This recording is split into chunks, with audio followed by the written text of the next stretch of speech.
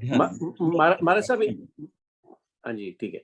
सम्यक्त पराक्रम में काल की प्रतिलेखना का 73 बोलों में 15वां क्रम पर चर्चा की गई कि 15वें क्रम, ये 15वां बोल है उसमें 73 बोलों में, जिसमें संवेग आदि सारा, संवेग निर्वेद नहीं, हाँ नहीं, कंपा आस्था नहीं है, ऑर्डर में संवेद निर्वेद, हाँ इसके आगे और हैं।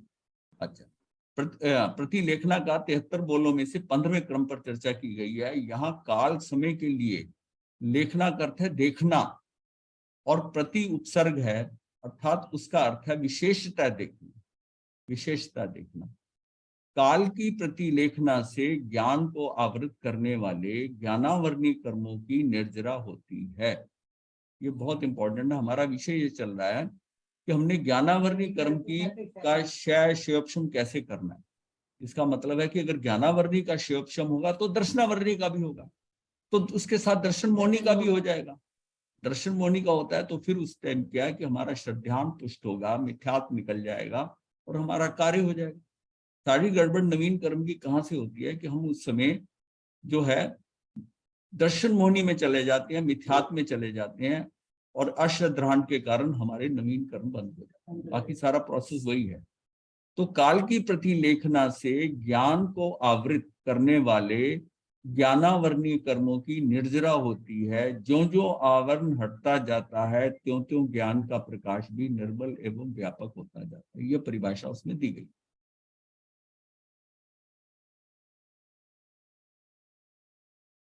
सभी कार्य समय पर करते हुए समय का पाबंद यानी पंक्चुअल रहना चाहिए। स्वाध्याय, ध्यान, व्यावृत, प्रतिलेखना एवं परिमार्जना, आहार, निहार, निद्रा आदि क्रियाएं समय पर ही होनी चाहिए। समय की गति को देखकर अध्ययन अध्यापन में प्रवृत्त होने का समय है या नहीं है, यानी स्वाध्याय काल है कि अस्वाध्याय काल है, ये भी देखना चाहिए। आदि का विचार करना काल की प्रतिलेखना है। मतलब जिस काल में जो कहा गया है, जिस पहर में भगवान ने बताया जो करना है, उसके पीछे कोई रीजन है, कोई कारण है कि इसको उठने के बाद ये करें फिर ये करें, उसी तरह ही उसका विचार करना और काल की प्रतिलेखना है। काल के अतिरिक्त शेष पांचों द्रव्य यानी षट द्रव्य में लोक है, 6 द्रव्यों में काल के अतिरिक्त शेष पांचों द्रव्यों के प्रदेश होते हैं। काल द्रव्य एक प्रदेशी है। काल का केवल वर्तमान समय ही अस्तित्व में होता है। भूतकाल का समय व्यतीत हो चुका होता है, अर्थात नष्ट हो चुका है, और अनागत यानी कि जो आने वाला है, भविष्य का समय अनुत्पन्न है, वो उत्पन्न नहीं हुआ।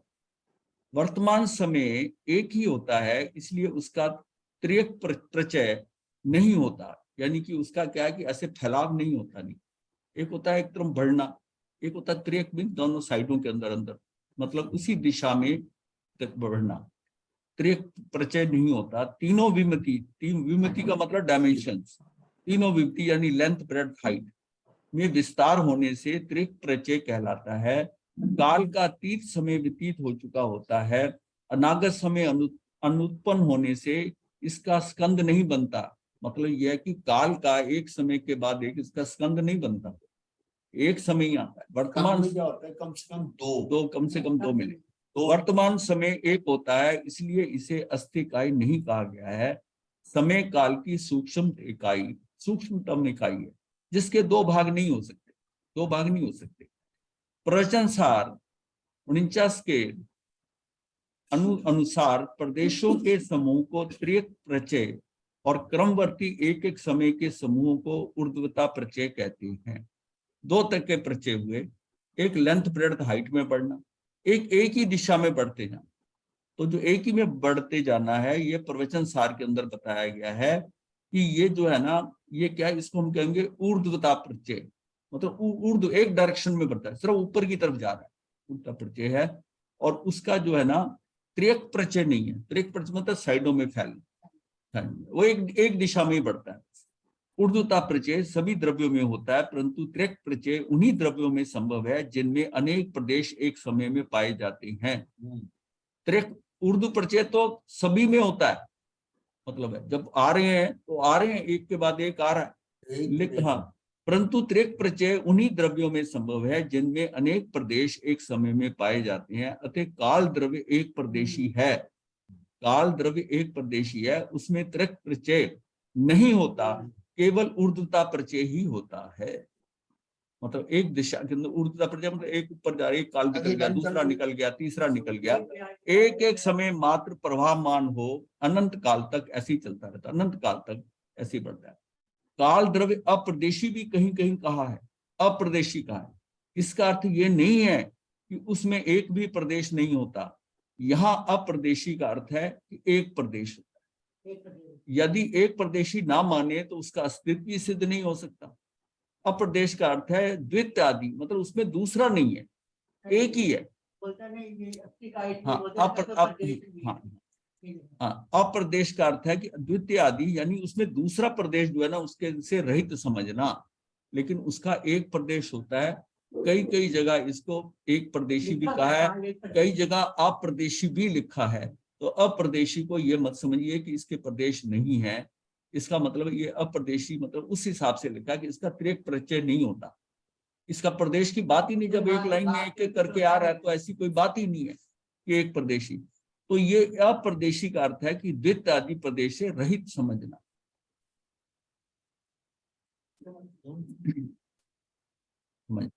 निश्चय दृष्टि से काल जीव अजीव की पर्याय है और व्यवहार दृष्टि से ये द्रव्य है।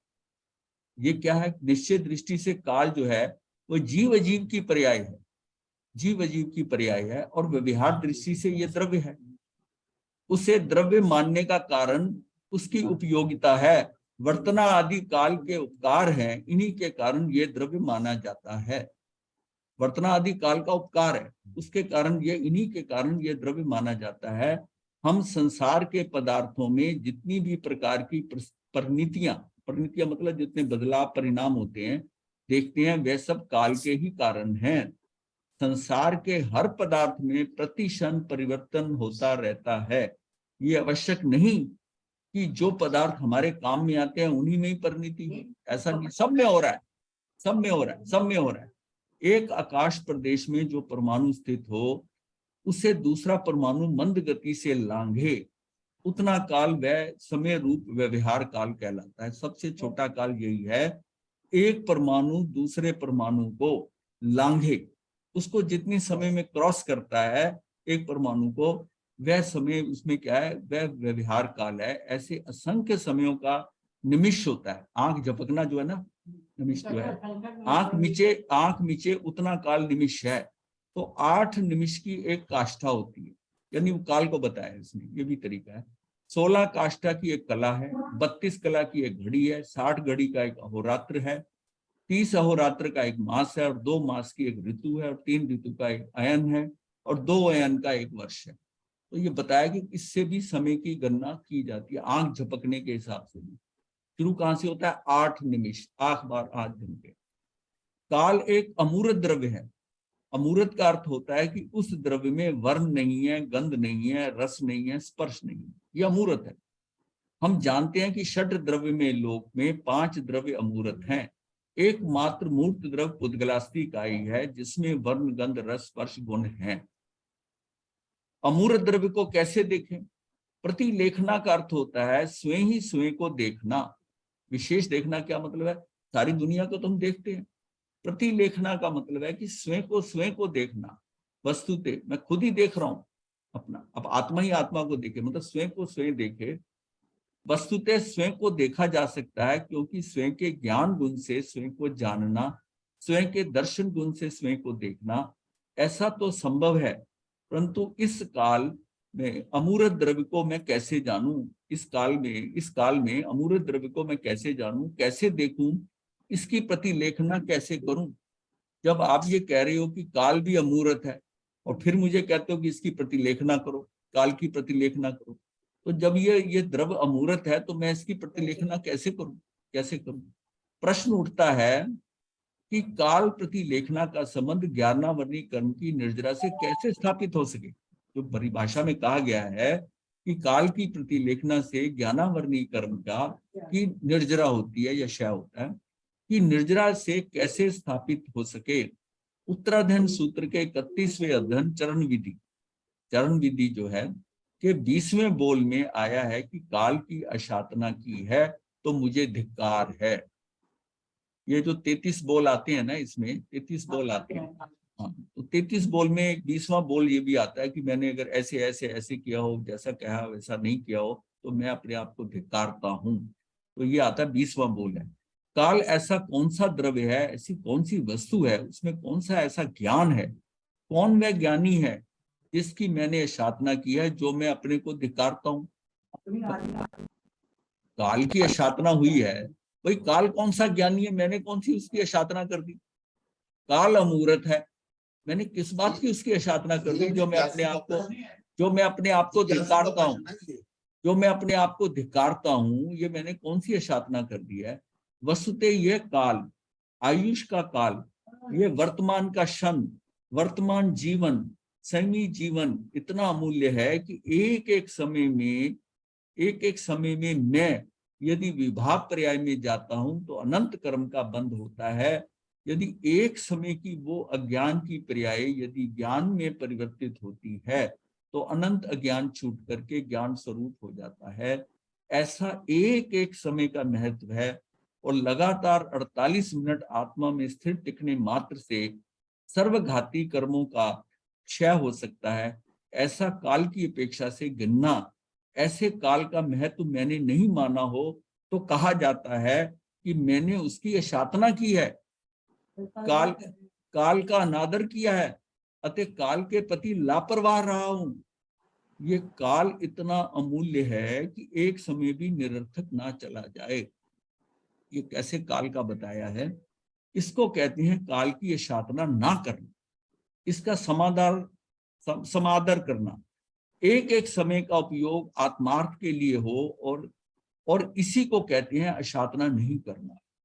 इसी को कहते हैं काल की प्रतिलेखना, क्योंकि जिस समय वो समय स्वयं की आत्मा यानी कि अपने आप पर ध्यान एकाग्र करता है, मतलब ये क्या, उसी को कहते हैं काल की प्रतिलेखना कैसे करेगा। जब वो अंदर गया हुआ है और प्रति क्षण अपनी आत्मा को देख रहा है तो प्रतिलेखन हो रहा है। आप मतलब विशेष देख रहे हैं, अमूर्त देख रहे हैं। काल भी अमूर्त है, आत्मा भी अमूर्त है, लेकिन फिर भी प्रति समय आप उसको जान रहे हैं। अगर आप अंदर हैं, आपका ध्यान कहीं और नहीं जा रहा और आप स्वभाव में हैं, तो आपकी काल की प्रतिलेखना हो रही है। एक एक समय करके आपका प्रतिलेखन हो रहा है। तो काल की प्रतिलेखना जो है, काल की प्रतिलेखना जो है, इस पे हमने ध्यान देना है कि काल पर विजय प्राप्त हो जाए, यानी कि कालजयी हो जाऊं। मतलब मैं जो है ना वो कालजयी हो जाऊं, अर्थात काल मुझे बाधित ना कर सके। ऐसी साधना इस मनुष्य भव में इस काल में हो सकती है। इस अपेक्षा से ये चिंतन रहे कि मैं ऐसा पुरुषार्थ करूं कि मात्र अपने आप को ही जानूं, और अपने आप का जानना यही कहलाता है काल पर विजय प्राप्त करना। तो एक एक समय का मतलब है कि हम जीवन को बेहोशी से ना जिए। जब हम ये कहते हैं कि हमें तो पता ही नहीं चला हमारा 1 साल बीत गया, काल का मतलब अगर हमने एक एक समय को जानकर जिया, मतलब क्षण क्षण में मैंने ये करना है, ये किया, ये नहीं किया, ये मेरे से गलती हो गई, उसकी है। फिर जहां भूल हुई है वही मैंने उसका क्या हुआ, आलोचना कर ली। ये ऐसा बताया था, ऐसा नहीं करा। आज का मेरा प्रोग्राम ऐसा है, क्योंकि हम ना तो कोई प्रोग्राम बना के करते हैं। दिन सुबह होता है, हमारा प्रोग्राम क्या है कि हमने इतने बजे खाना है, दोपहर को फिर खाना है, शाम को फिर खाना है, ऐसा करना है, ये घूमने जाना है, इसने मिलने आना है। हमारा सारे कार्य जो है ना वो बाहर की प्रवृत्तियों के लिए हमने टाइम थोड़े मोटा टाइम सेट किया हुआ है। उसमें कोई 10 मिनट लेट आता है, 15 मिनट, कहीं आप 15 मिनट पहुंचते हो, ये काल की प्रतिलेखना। अब जैसे क्लास जो है पूरी 7 बजे शुरू होती है, कोई 7:05 पे आ रहा है, कोई 7:10 पे आ रहा है। इसका मतलब वो जो 5 मिनट के समय है, जब उसको पता था कि क्लास जो है 7 बजे शुरू होनी है, तो उसको 2-4 मिनट पहले आकर स्थान पे बैठ जाए, शुरू होते तो मेरा एक समय भी बर्बाद ना हो। लेकिन हमें इस बात की परवाह नहीं, ये हमारी अशातना हो। काल की अशातना इसलिए हो गई कि जिस समय मुझे वहां पहुंचना था मैं नहीं पहुंचा। वो जो मैंने आगे का मिस कर दिया, उससे मेरा लिंक नहीं बैठेगा, मैं समझ नहीं पाऊंगा कि कौन सा विषय चल रहा था। ये अशातना हो गई। आपने आत्मा को एक समय देना था, एक अच्छी वस्तु के साथ उसका संपर्क कराना था। आपने अपनी बाह्य के कार्यों के कारण उसको ये 5 मिनट या 10 मिनट उसको लेट लाए, उसको वो नहीं मिला, ये अशातना कर दी आपने कहा, ये काल की अशातना। और हम काल की अशातना कर रहे हैं, और काल की अशातना नहीं हो रही, हम अपना सर्वनाश कर रहे हैं। हमारा क्योंकि अगर मैं काल की प्रतिलेखना, अगर आपको ध्यान है कि क्लास 7 बजे शुरू होती है, तो मुझे चलने का टाइम 2 मिनट लगता है वहां तक पहुंचने का, तो मैं 5 मिनट वहां से कम 5 मिनट पहले चलूं। ये मेरी काल की, मतलब मैं काल को प्रतिलेखना करके, और पूरा शुरू होने से 1 मिनट पहले सीट पे बैठ गया। समय की पंक्चुअलिटी और अपना कार्यक्रम। हाँ, वो मतलब पंक्चुअलिटी कैसे, अगर फिल्म 3 से शो मैटनी शो देखना है, मेरे में कितनी इस शुरू का मिस ना हो जाए, उसमें कितना ध्यान होता है कि भाई घर वालों को जल्दी जल्दी करो, ये ना हो कि पिक्चर शुरू हो जाए, कितना।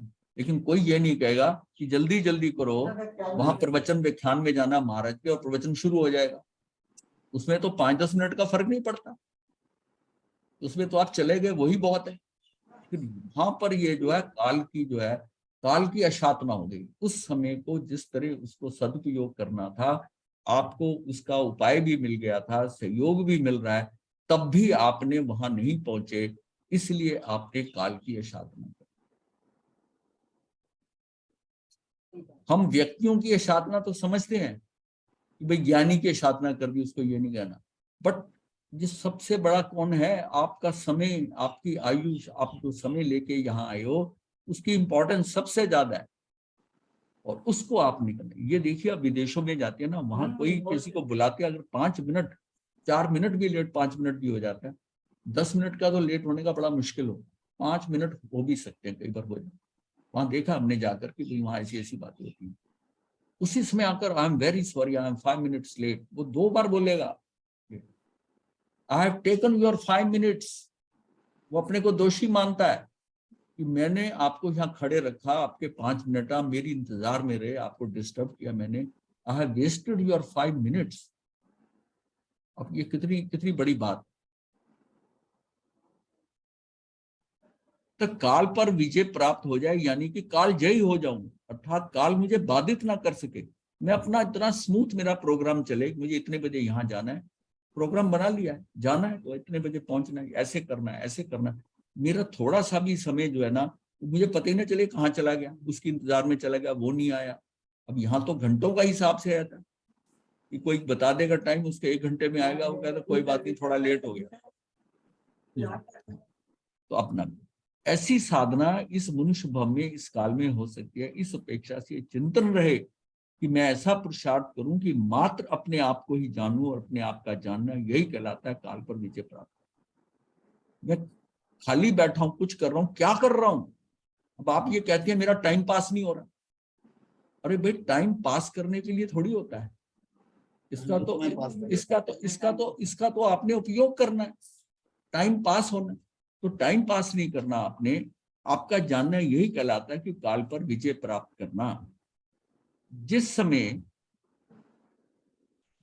स्वयं को जानता है, कैसा जानता है कि मात्र गायक स्वरूपी हो, गायक स्वरूपी जो है ना, वो उसमें कोई भी क्रिया प्रतिक्रिया नहीं हो, सिर्फ जानना हो रहा है। जिस समय स्वयं को जानता है, यानी मैं खुद अपने को जानता, मतलब मैं अपनी आत्मा में हूँ, स्वयं को जानता है। कैसा जानता है कि मात्र क्या है, ज्ञाता दृष्टा, गायक स्वभाव क्या है, स्वरूपी हो, उसमें कोई भी क्रिया, मतलब जानना क्रिया हो रही है उसकी, बस जान रहा है, उसमें कोई भी क्रिया प्रतिक्रिया नहीं है, मात्र जानना हो रहा है। मात्र जानना, उसी को कहा है मात्र ज्ञान।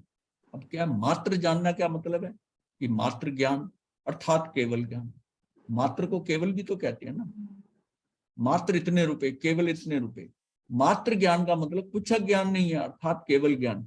ऐसा जो मात्र ज्ञान अर्थात केवल ज्ञान है, वो एक एक समय बढ़ते बढ़ते, जिस समय 2 घड़ी यानी 48 मिनट तक हो जाए, तो केवल ज्ञान वो अनंत काल तक का निरंतर उसी प्रकार का रहता है। मतलब एक समय का केवल ज्ञान, दूसरे समय में भी आत्मा में स्वयं में से है, वो भी मात्र ज्ञान है, उसमें अज्ञान नहीं है। तीसरे समय में भी अज्ञान नहीं है, उसी आत्मा में है।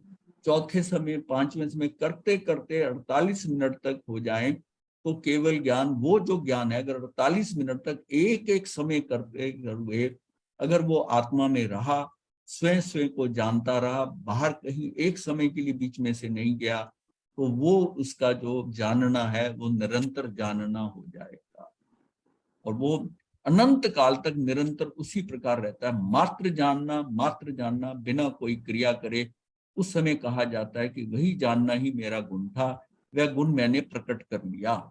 ये जानने का मेरा गुण तो था ही, पर मैं जानते जानते बीच में कहीं और चला जाता, कहीं और ध्यान चला जाता। अब मेरा जानना जो है, लगातार जानना जानना जानना, ऐसा होते होते 48 मिनट निकले, तो ये मैंने अपने जानना गुण को मैंने प्रकट कर लिया। वो ऐसा हो गया कि सब घाती कर्मों पर लेश मात्र भी आवरण नहीं अपने। महाराज जी बात बताए, हाँ जी, यहाँ जानने से अनुभव कहा जाएगा या दर्शन तो होते नहीं है, बिकॉज वो तो काल्पनिक है। नहीं, ऐसा दर्शन की बात नहीं है। यहाँ पर तो मुझे जानना होता मतलब है है कि कि मुझे हमारे मेरा, अंदर आत्मा हाँ, मुझे ये पता है कि मैं बाहर नहीं गया। मैं अगर मान लिया अपने में रह रहा हूं, तो केवल ज्ञान क्या है? मात्र ज्ञान। अब एक समय का भी मात्र ज्ञान हो सकता है, इस डेफिनेशन से समझें, क्योंकि जो केवल ज्ञान भी है ये भी प्रति समय का है। अच्छा, जब केवल ज्ञान जिसको हो जाता है, उसके बाद भी वो अपग्रेडेशन भी प्रति समय हो रही है। प्रति समय जो लोक में बदलाव हो रहा है, कुछ जीव इस गति से यहाँ चले गए, कोई बाहर चले गए, किसी में परिवर्तन आ गया, क्योंकि जो ज्ञानी है, केवल ज्ञानी है, उसको समय नजर आता है, छद्मस को नजर नहीं आता, छद्मस के अनुभव में नहीं आता एक समय। लेकिन उनको समय समय की सीक्वेंस नजर आ रही है कि एक समय भी ये जीव बाहर नहीं गया। एक समय कितना सूक्ष्म है कि उसको हम पकड़ ही नहीं सकते। आंख झपकने में असंख्यात समय निकल गए, उस उतने समय भी मैं बाहर नहीं गया। इसका मतलब मेरी कंटिन्यूटी इतनी लगातार बनी रही कि मैं अपने उसमें जानना जानना होता रहा, और मैंने करते करते अपना जो गुण है, कौन सा जानने का गुण है, इस गुण को मैंने प्रकट कर लिया।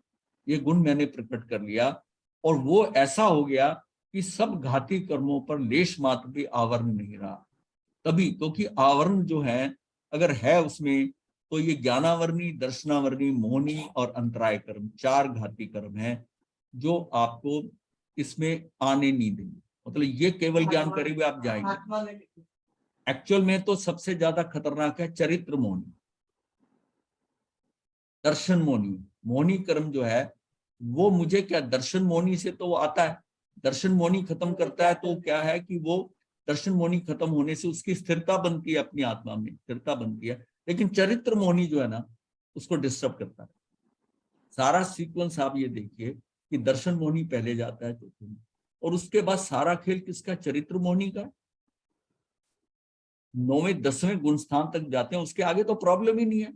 उसमें सारा खेल तो किसका है कि मोहनी क्रम की कौन सी, ये किया गया 9वें के अंदर, ये वेद चले गए, ऐसा चला गया, 9 किशाए चले गए, वो सारे खत्म करते करते क्या है कि वही खत्म कर रहे हैं आप।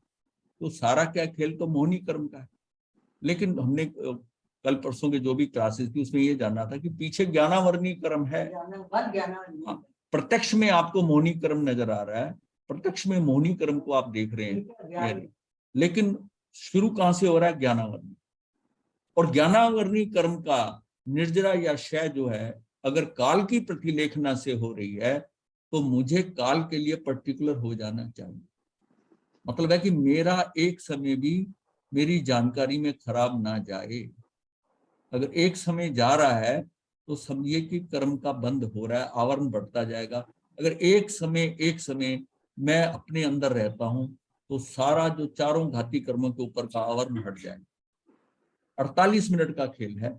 48 मिनट अगर रहता है तो उसका प्रैक्टिकल रीजन है कि 48 मिनट रहता है तो क्या होता है ऐसा कि केवल ज्ञान हो जाता है। उसकी बात हो रही है कि 48 मिनट अंदर रहता है, तो एक समय में अंदर है आत्मा के अंदर, तो एक समय का केवल ज्ञान, दूसरे समय का केवल ज्ञान। अगर मैं उसमें बीच में बाहर चला जाता हूँ, वो श्रृंखला टूट गई, वो टूट गई।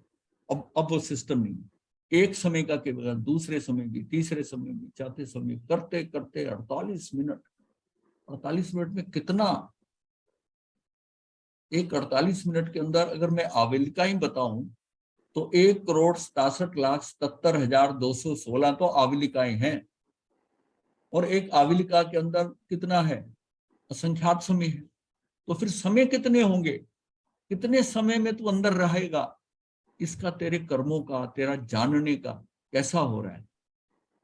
क्या करें, निद्रा आ जाए तो क्या करोगे, बीच में निद्रा आ गई, ध्यान इधर चला गया, ये सारा क्यों हो रहा है कि दर्शनावली मतलब कर्म उदय में आ गया, अवन उसका वो कर्म शुरू हो गया, वो कर्म हमको डिस्टर्ब करते रहेंगे, जो हमारे पहले पूर्वकृत कर्म है वो होने नहीं देंगे। पूर्वकृत कर्म इतने हल्के हो जाएं कि मुझे डिस्टर्ब नहीं करें। मतलब 48 मिनट में केवल ज्ञान हो रहा है, उसकी पहले की भूमिका भी तो देखो ना, पहले की भूमिका कैसी। अब हमारे सारे कर्म बने हो और मैं सोचूं मैं 48 मिनट अंदर रह जाऊं, नहीं रहेगा, आज के काल में नहीं रह सकता 48 मिनट अंदर रहता। तो कहने में ये बात आता है कि तू 12 मिनट ही रह, तू 5 मिनट ही रह, 3 मिनट तो रह लेना, 3 मिनट से ही तेरा कार्य तो कुछ हो जाएगा, 3 मिनट भी बहुत है। 3 मिनट जो है वो एक समय बढ़ते बढ़ते, जिस समय तो नहीं आता, आपकी स्थिरता आ गई है, आपको हो जाएगा। अगर 3 मिनट अंदर रहने लगे आप तो आपका ये है। वैसे तो ये 12 मिनट सबसे सेफेस्ट है, 12 मिनट, 24 मिनट में एक भव अवतारी, 48 मिनट में केवल ज्ञान, यहाँ तक तो 12 मिनट भी जाता है, 12 मिनट भी बहुत है करने के लिए। लेकिन आपकी स्थिति में आप कैसी स्थिति है, ये आपका वो भी सम्यक दर्शन भी कौन सा है आपका। 3 मिनट 12 में तो जाएगा, तो हो सकता है उसको शायद सम्यक दर्शन ही हो जाए 12 मिनट अंदर, 12 की काउंटिंग तक भी मुश्किल है। हाँ 12। हाँ, तो अगर सम्यक दर्शन प्राप्त करना है तो आपको उसमें कुछ समय तो बीच में रहना पड़ेगा, नहीं तो नहीं। ये आप सोचिए कि एक समय की ज्ञान की पर्याय है, आपका वो समय बस उसमें आपका ध्यान अंदर लग जाए और हो जाए काम, ऐसा नहीं होता, ऐसा नहीं होता। आपको अपनी दृष्टि की स्थिरता करनी पड़ेगी, अपने आप की अंदर की चंचलताएं खत्म करनी पड़ेगी। ये कर लूं, वो कर लूं, उसने नहीं किया, उधर ध्यान जा रहा है, इधर ध्यान जा रहा है, वो सारी चीजें हटानी पड़ेंगी। पहले पानी लेना आपने। अनंत काल तक निरंतर उसी प्रकार रहता है। मात्र जानना बिना कोई क्रिया करे, उस समय कहा जाता है कि वही जानना ही मेरा फिर जरा पानी पियो, फिर दवाई खाओ। नहीं, दवाई नहीं खानी, दवाई बिल्कुल नहीं खानी। इसको म्यूट कर, अनम्यूट कर लो, दवाई नहीं खानी। उसमें मेरा गुण था, वह गुण मैंने प्रकट कर लिया, वो ऐसा हो गया कि अब घाती कर्मों पर लेश मात्र भी आवरण नहीं रहा। ठीक है, इसलिए उसको निरावरण ज्ञान कहते हैं, मतलब उस पर आवरण, निरावरण ज्ञान, उसके ऊपर आवरण नहीं रहा। वो ऐसा हो गया कि पानी तो अंश पी लो, मात्र भी, पानी का। ये कोई है म्यूट आप अपने आप को म्यूट करो ना, अनम्यूट कर लीजिए। टॉपिक जा रहे हैं। ये हाँ, बहुत डिस्टर्ब कर रहे हो, आपके ज्ञानावरणी कर्म बन रहे हैं। महाराज साहब मैंने इनको म्यूट कर दिया है। अच्छा, कि अब ज्ञाति कर्मों पर लेश मात्र भी आवरण नहीं रहा, इसलिए इसको निरावरण ज्ञान कहा है। वो ऐसा हो गया है कि अंश मात्र भी यानी लेश मात्र भी अज्ञान में परिवर्तित नहीं होगा, इसलिए उसे अप्रतिहत भी कहते हैं। उसका मतलब कुछ उसका विरोध नहीं, मतलब उसका कोई रुकावट नहीं होगी, अप्रतिहत कहते हैं। ऐसा वे शुद्ध हो जाता है, जैसा कहा है कि उसके सामने जो शुद्ध कांच में, कांच यहाँ शब्द है, ये कई फर्क है, जो कांच मिरर होता है ना, जिसमें चेहरा देखते हैं, वो है। अब ये भाषा का फर्क है, राजस्थान में शीशा उसको कहते हैं जिसको हम ग्लास कहते हैं, और मिरर को वो कांच कहते हैं, कांच कहते हैं। हमारे यहाँ कांच का गिलास है, मतलब ये है कि यहाँ फर्क है, ये उल्टा है। तो ये जो कांच है मतलब मिरर, कांच में जो भी प्रतिबिंबित होता है वो वैसा का वैसा दिखाई देता है, उसके सामने जो आएगा वैसा प्रतिबिंबित होगा। ऐसा शुद्ध आत्मा कांच यानी मिरर के समान सारा लोग उसमें प्रतिबिंबित होता है। मेरी आत्मा इतनी स्वच्छ हो गई, ऐसा कांच, ऐसा मिरर बन गई। अभी तो उसमें बड़ा रफ है, मतलब जो है ना मैट फिनिश कहते हैं ना, मैट फिनिश, और एक बिल्कुल स्मूथ। तो इतना स्मूथ इतना हो गया कि उसमें कोई भी चीज लोक में हो रही है वो प्रतिबिंबित हो रही, इतनी निर्मलता आ गई आत्म प्रदेश में, अब मेरे चैतन्य के अंदर इतनी वो वैसा का वैसा दिखाई देता है।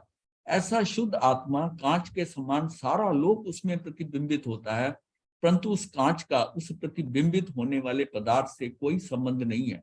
उसके प्रतिबिंबित हो रहा है लेकिन उसको उसका कोई संबंध नहीं है, वो अपने में ही है, स्वयं में। जो यहाँ पर उनके केवल ज्ञानी के प्रतिबिंबित हो रहा है उसके साथ वो तन में नहीं हो रहे, तन में नहीं हो रहे, पर प्रतिबिंबित हमेशा हो रहा है, सारा कुछ हो रहा है, प्रतिबिंबित हो रहा है, परंतु उस कांच का उस प्रतिबिंबित होने वाले पदार्थ से कोई संबंध नहीं है। मिरर का भी कौन सा संबंध है? कोई संबंध नहीं है। शीशे के आगे कोई खड़ा हो जाए उसको कोई फर्क नहीं पड़ता, अग्नि आ जाए तो वो अग्नि को दिखाएगा, तो अग्नि से कोई गर्म नहीं होता, वो कुछ नहीं होता। नहीं, ऐसा स्वरूप जिस समय प्रकट होता है तो कहा जाता है कि ज्ञानावरणी कर्म की निर्जरा हुई है। उसका संबंध काल की प्रतिलेखना से क्यों?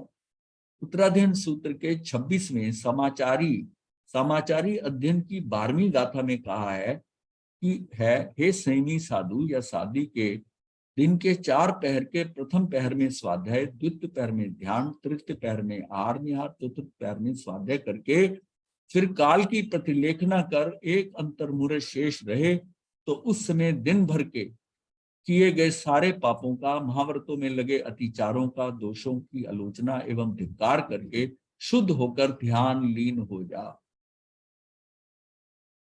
ये सारी यहाँ की जान निकल रहा है कि सूर्यास्त से पहले प्रतिक्रमण, ऐसा काल का प्रतिलेखन करने वाला जिस समय जिस काल में जो करना चाहिए, जैसी तीर्थंकर भगवंतों ने मर्यादाएं तय की हैं, उस मर्यादा के अनुसार अमुक काल में अमुक कार्य करूं। रात्रि के प्रथम पहर में स्वाध्याय करूं, द्वितीय पहर में ध्यान, तृतीय पहर में निद्रा और चतुर्थ पहर में पुनः स्वाध्याय। उसमें धर्म जागरणा करते हुए काल की प्रतिलेखना करके जब एक मुहूर्त शेष रहे उस समय 6 आवश्यक पूर्ण करके आत्मा की परिशुद्धि करे। सूर्योदय से पहले, सूर्योदय से और वो जिनका सूर्यास्त से पहले, ये काल की समाचारी ही है। आगमन पहले, ये काल की समाचारी ही है। यदि आचार मर्यादा अनुसार वैसा करूं तो प्रतिदिन रात के 24 घंटों में 12 घंटे स्वाध्याय और 6 घंटे ध्यान करना होता है। 6 घंटे का ध्यान और 12 घंटे स्वाध्याय। 10वें कालिक सूत्र में भी कहा है कि जिस समय में जो करना चाहिए वही करे, अन्यथा नहीं करे। जो करना है वही करे, नहीं तो नहीं करे, कुछ नहीं करे। अन्यथा मतलब हाँ, और हाँ, तरीके से ना करे। हाँ, मतलब और किसी तरह नहीं, मत जो समय मान लिया इसको मैंने इस टाइम कर लिया इसलिए कर लिया, अन्यथा नहीं करे, उस तरह और ढंग से नहीं करे, और ढंग से नहीं करे। उत्तराध्ययन सूत्र के 10वें अध्ययन ध्रुव पत्रकम में भगवान महावीर ने कहा है कि एक समय का भी प्रमाद मत कर। प्रमाद का अर्थ ये है कि आत्मा का ज्ञाता दृष्टा भाव छोड़कर शेष सारे भाव पर भाव हैं। पर भाव में जाते ही प्रमाद है। प्रमाद क्या है कि आप पर भाव में चले गए, स्वभाव से निकल गए, आत्मा से निकल गए, ये आपका प्रमाद है। स्वभाव यानी अपने आप को जानना है, उस समय ज्ञानावरणी कर्म की निर्जरा होती है। ये तो बाहरी अपेक्षा से निर्जरा है, ये बाहरी अपेक्षा से निर्जरा है। निर्जरा कहा जाती है, पर क्यों कही जाती है? ज्ञानावरणी कर्म के कारण से अज्ञान हावी होता है और बाहर में कोई भी अनुकूल या प्रतिकूल जो है व्यक्ति, वस्तु, स्थिति, परिस्थिति उत्पन्न होती है तो उस समय अनुकूल स्थिति में राग और प्रतिकूल स्थिति में द्वेष करता है। यदि उस समय पदार्थ को ना देखकर मात्र अपने आप की ही लेखन करे तब कहा जाता है कि वह स्वभाव में है, अपना जानना हो रहा है, और उस समय कहा जाता है कि ज्ञानावरणी कर्म की निर्जरा हो गई है। उस समय निर्जरा हो जाएगी जब मैं अपने अंदर अपना जानना हो रहा है, अपनी आत्मा में रह रहा हूं।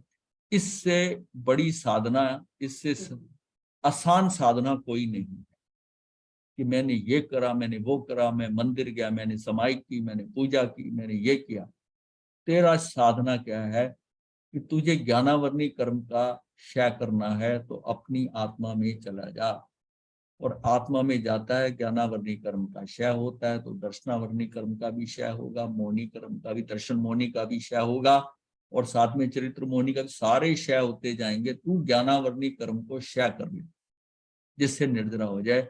और तुझे उसके लिए क्या करना है? तुझे अपनी आत्मा में नहीं जाना तो तू स्वाध्याय करेगा। वो जितना वो इफेक्टिव है आत्मा में जाना, ये थोड़ा आरोपित होगा, स्वाध्याय के कारण भी हो सकता है, लेकिन इसमें कभी पुण्य भी बन सकता है जैसे सन्मान। और लेकिन निर्जरा जो है, निर्जरा के लिए तो आपको आत्मा में ही जाना है, अपना जानना हो रहा है। इस समय कहा जाता है कि ज्ञानावरणी कर्म की निर्जरा हो रही है। वह निर्जरा करता नहीं है, निर्जरा तो हो रही है, निर्जरा करने की चीज नहीं है, निर्जरा होती है। महाराज आप बार बार कहते हैं कि अमूल्य मानव भव मिला है, कर्मों की निर्जरा करो, इसलिए मैं अमुक प्रकार का तप कर रहा हूं।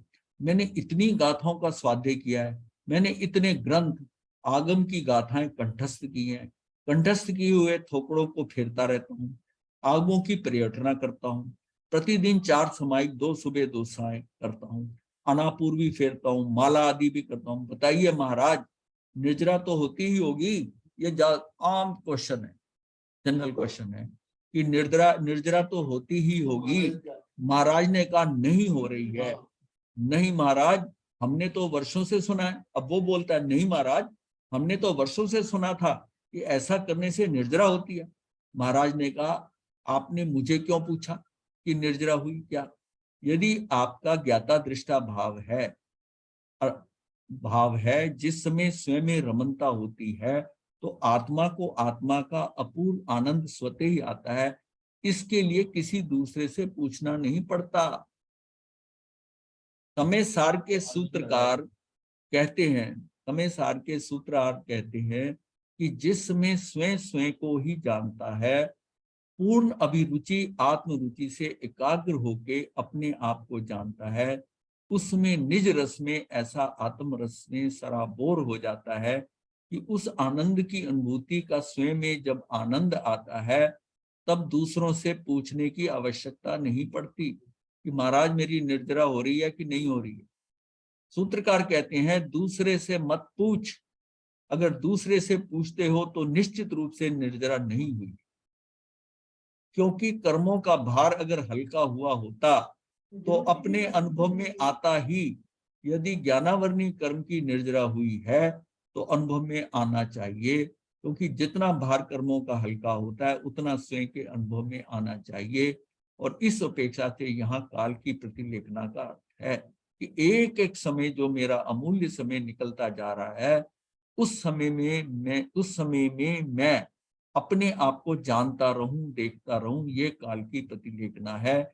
इसी प्रतिलेखना से ज्ञानावरणी कर्म की निर्जरा होती है।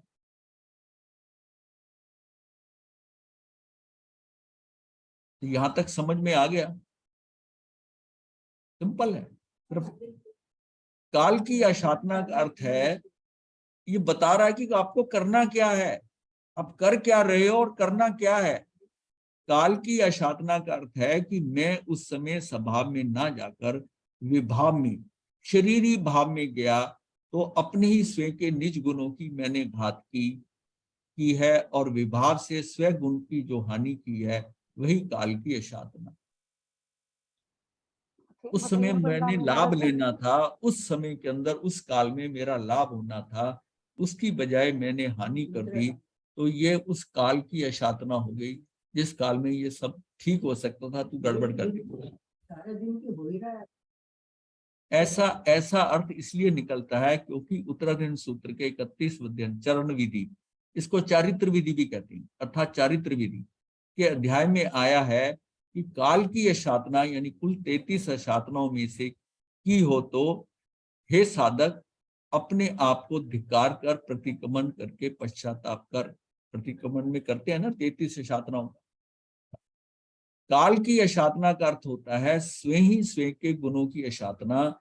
जिस समय में जीव प्रमाद में चला जाता है यानी शरीरी भाव में चला जाता है, उस समय कहा जाता है कि काल की अशातना कर दी, अर्थात उस समय अपने आप के गुणों की हानि करना, तो ये हो गई काल की अशातना।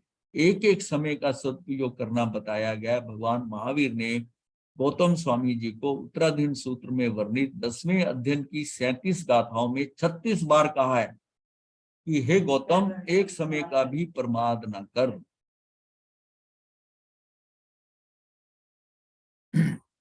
मात्र 7 लव आयुष कम होने के कारण मुनि शाली भद्र सिद्ध गति के स्थान पर 26वें विमानिक देवलोक सर्वार्थ सिद्ध में विमान के अधिकारी बने। मुक्ति में 33 सागरकों से अधिक समय का विलंब हो गया। मतलब कितना कितना है उसको बताया 7 लव। अब 7 लव को डिफाइन करा है कि 7 प्राण का एक स्तोक होता है, 7 स्तोक का एक लव होता है, 77 लव का एक मुहूर्त होता है। तो 7 लव कितना हुआ?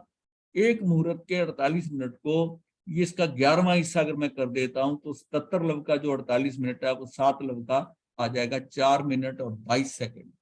इतने के लिए 34 सागर हो। हाँ, मतलब ये ऑलमोस्ट ये कहते हैं अगर बेला से ढंग से हुआ है, बेला का पूर्णतः जैसा भगवान ने बताया, अगर बेले का तप किया है तो इतना लाभ होता है।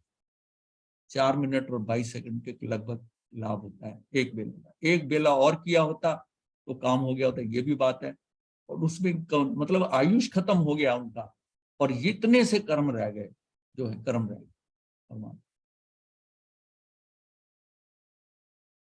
मात्र 4 मिनट और 22 सेकंड, वो भी क्यों रह गए कि माता आई है, देखा भी नहीं है, वो हाथ से नहीं, हाँ आंखें भी नहीं बस खोली। वो समय वहां से निकल, वो निकल, वो कर्म का जो है मोहिनी कर्म, वो जो कर्म था ना वो बहुत गड़बड़ कर गया।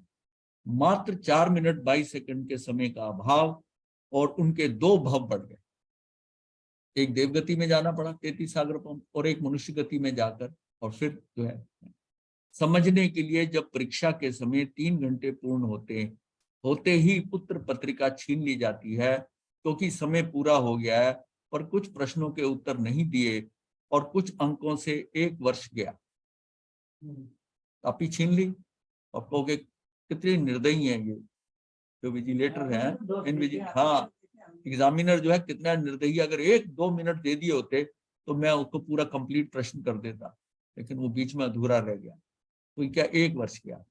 परीक्षार्थी को प्रारंभ से ही समय का ध्यान रखना आवश्यक है। इसी प्रकार सेमी को विशेषतः सावधान रहने की आवश्यकता है। समय अर्थात काल का ध्यान रखना है और नवीन कर्मों के आगमन से भी बचना है। इसके लिए साधक को निरंतर आत्मा में जागृत रहना है।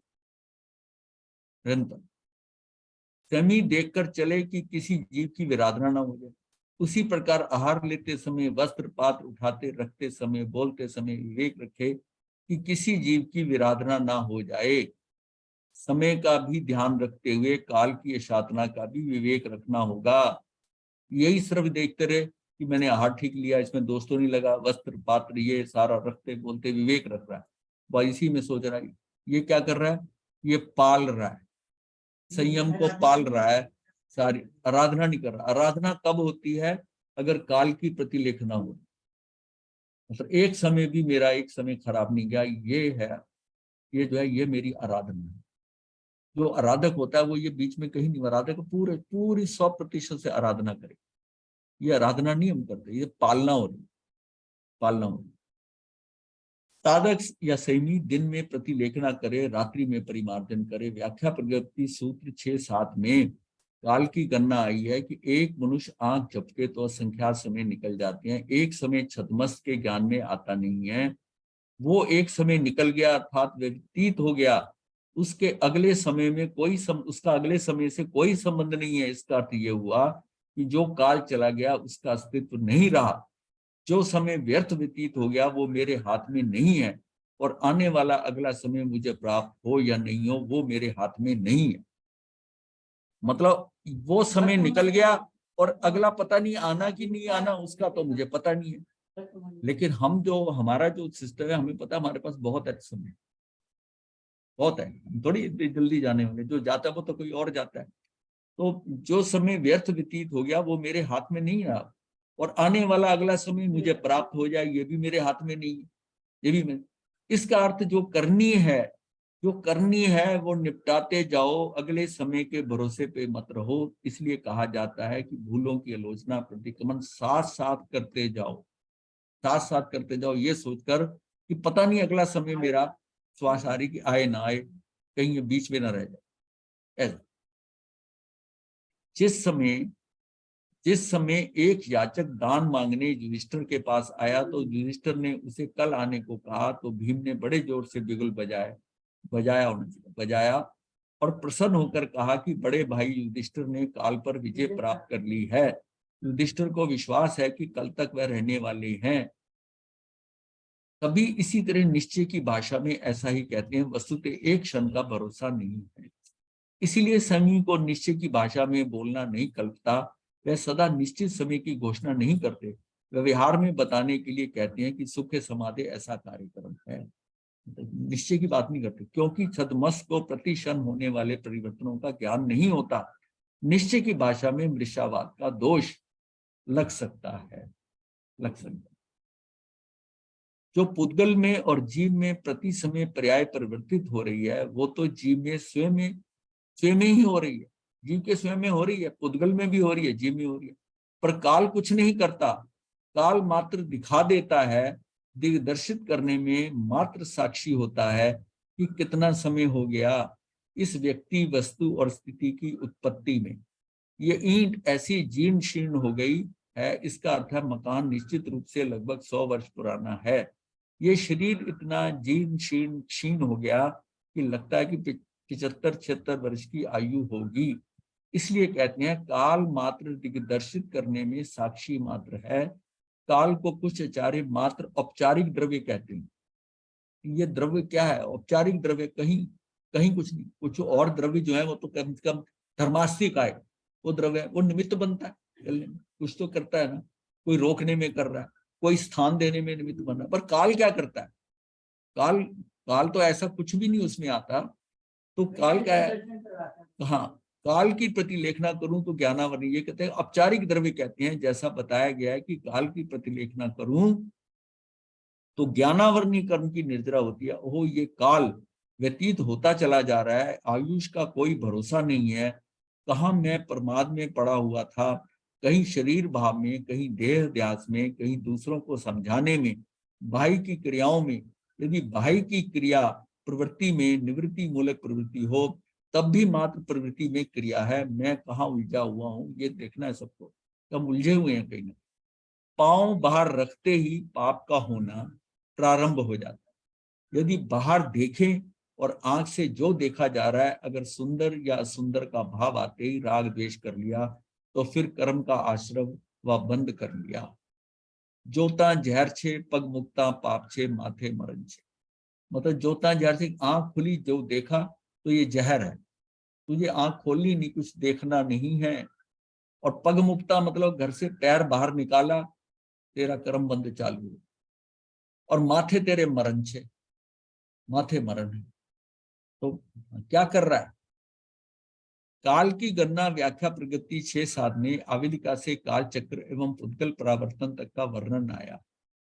एक क्षुल्लक भव 256 आविलिका का है। एक मुहूर्त में 65,536 क्षुल्लक भव हैं। एक मुहूर्त में कितना है? 65,536 को 256 से गुना करा, 1,67,77,216 आविलिकाएं होती हैं। एक मिनट के अंदर कितनी हुई? 3,49,525, अर्थात 3.5 लाख आविलिका समझो। और एक सेकंड के अंदर 60,000 से थोड़ी कम, यानी 58,000, 58,000 आविलिकाएं हैं। इतनी ये आविलिकाएं एक सेकंड में हैं। ये भान करने के लिए कि आविलिका की तो कैलकुलेशन से आप समझ सकते हो कि एक सेकंड के अंदर लगभग 60,000 आविलिकाएं हैं। सही है। और समय का तो कोई पता ही नहीं कितना, एक सेकंड में आविलिकाएं इटसेल्फ 60,000 है। ये कैलकुलेशन में आ रही है। सूर्यास्त के समय मुझे छठा आवश्यक पूरा करना होता है।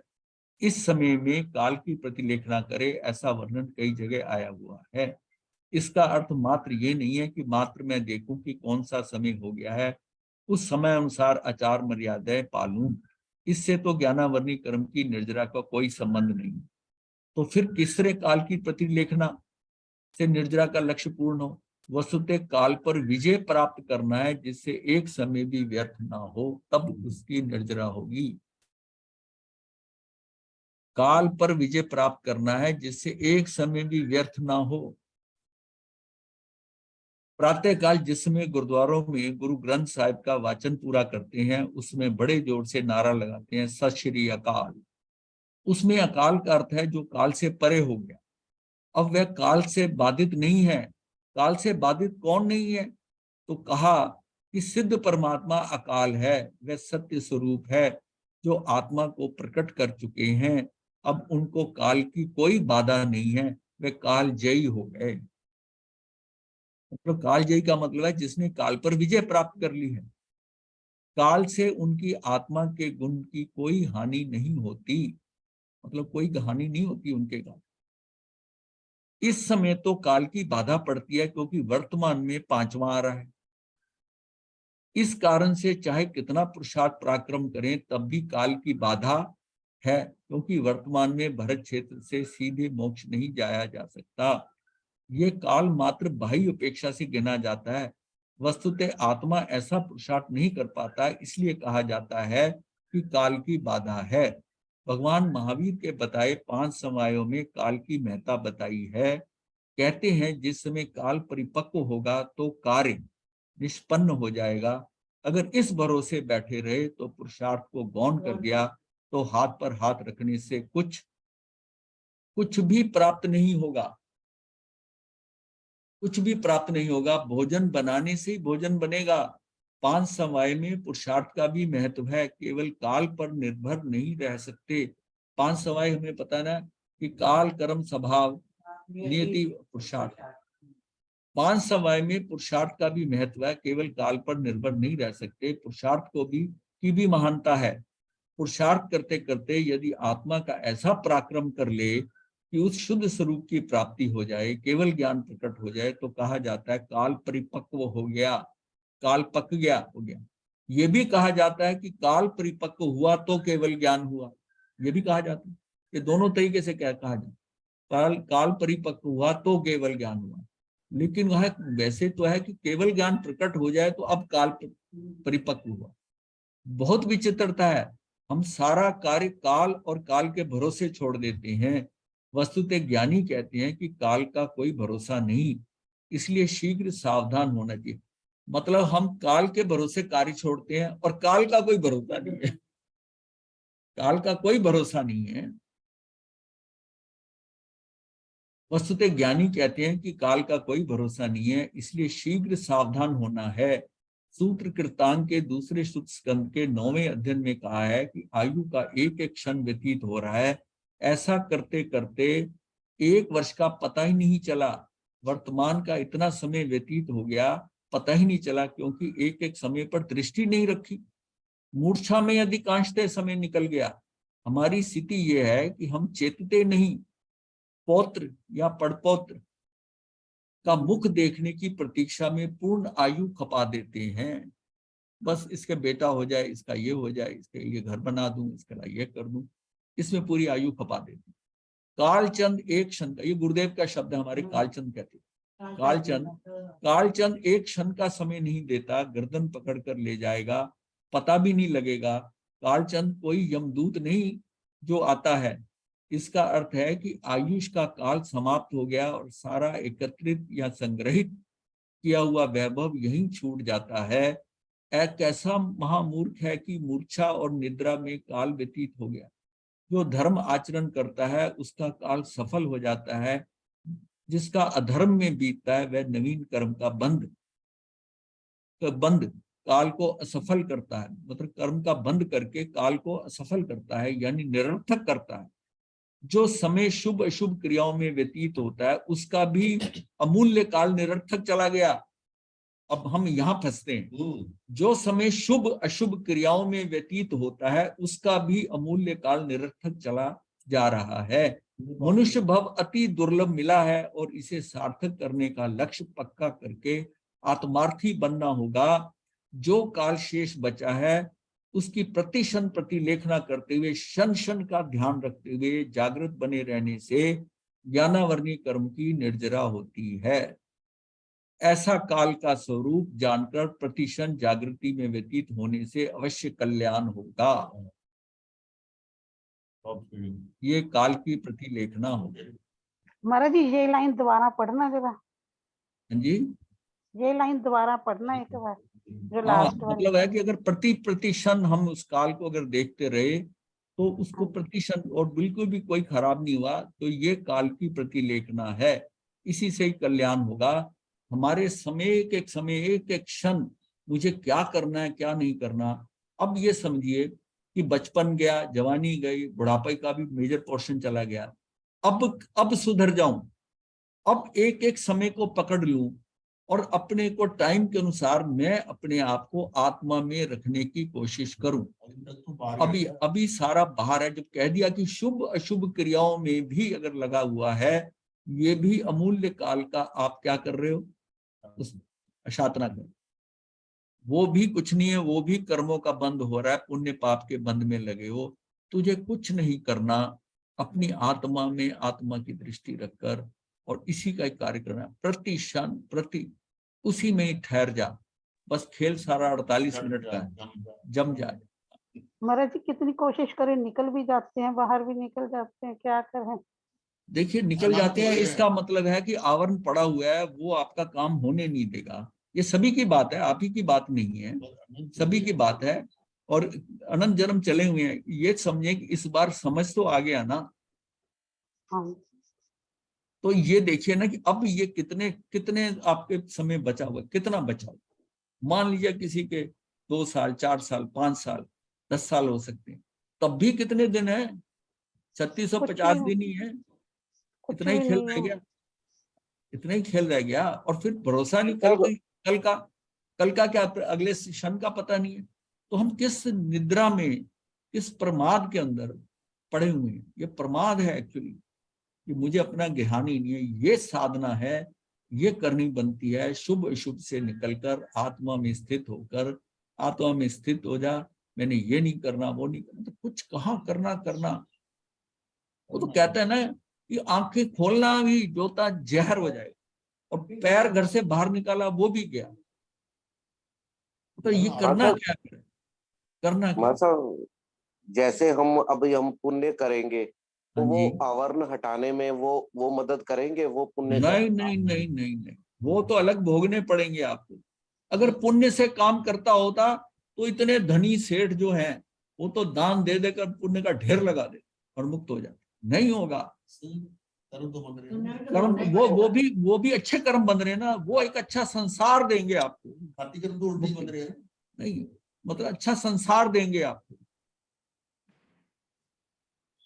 तो आवरण हटाने के लिए इस समय हम क्या पुरुषार्थ, मतलब उसके लिए ये सारा अभी तक सारी बात रिमाइंड कर दी हमने। ये रिमाइंड जो किया है कि आपको अपनी आत्मा में क्लास ही आज इसके ऊपर है, मतलब क्लास ही गाइडेंस है आज। काल का सदुपयोग करना। ये आज महाराज जी, आपने बहुत टाइम पे हमें चेता दी है। हाँ, ये कल मैंने उसकी कल बात शाम होती को ये है। रात को कंप्लीट हुआ, और फिर आत्म दृष्टा जी ने स्कैन करके इसमें डाल दिया। ये जो है, ये जो मतलब है कि इसको डायरी में हमारे नोट थी, कई चीजें थी, गुरुदेव का भी एक आर्टिकल लिखा हुआ था, सारी चीजों को इकट्ठा करके उसको अपने हिसाब से करके, और फिर हमने इसको ये लिखा। और ये 108वां विषय है। और मैंने सोचा कि अब इसके बाद में 1-2 वर्किंग विषय और चल रहे हैं, मुझे और नहीं लिखना। ये भी काल की साधना कर रहा हूँ, ये काल की साधना हो रही है, और इसमें मुझे कुछ नहीं करना। जिसमें थोड़ा बहुत लिखा गया है उसको कंप्लीट करके 2 दिनों के अंदर सारा काम खत्म करके सब कुछ उठा के रख देना है। और फिर हम 1 घंटा कोई चर्चा कर लिया करेंगे, उसी में ही करना है। मुझे नहीं कुछ और लिखना, नहीं करना इन जनरल। महाराज साहब मैं अब रिकॉर्डिंग रोक सकता हूँ? क्या कर सकते हैं? रिकॉर्डिंग रोक सकता हूँ? हाँ, आप रुकना चाहते हैं? महाराज साहब मैं आपसे पूछूंगा कि मैं रिकॉर्डिंग बंद कर दूँ? हाँ कर दीजिए।